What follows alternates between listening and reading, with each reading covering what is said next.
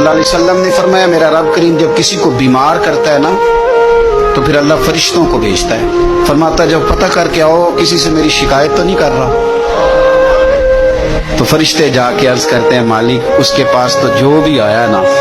اس نے یہی کہا کہ الحمدللہ جس حال میں اللہ نے رکھا ہے میں راضی ہوں۔ اس نے تیری شکایت نہیں کی، اس نے تیری رضا پہ اس بیماری کو تیری طرف سے آزمائش سمجھ کے قبول کیا۔ میرے نبی کریم علیہ الصلوۃ والسلام فرمانے لگے، رب فرماتا ہے فرشتوں گواہ ہو جاؤ،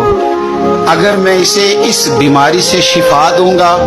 تو جو اس کے پاس خون ہے اس سے بہتر خون اسے عطا کروں گا، اور جو اس کے پاس گوشت ہے اس سے بہتر اسے گوشت عطا کروں گا،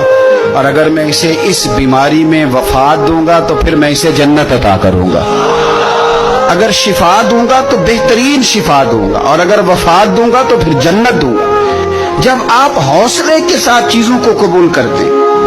جب آپ کی طبیعت کے اندر صبر چھلکتا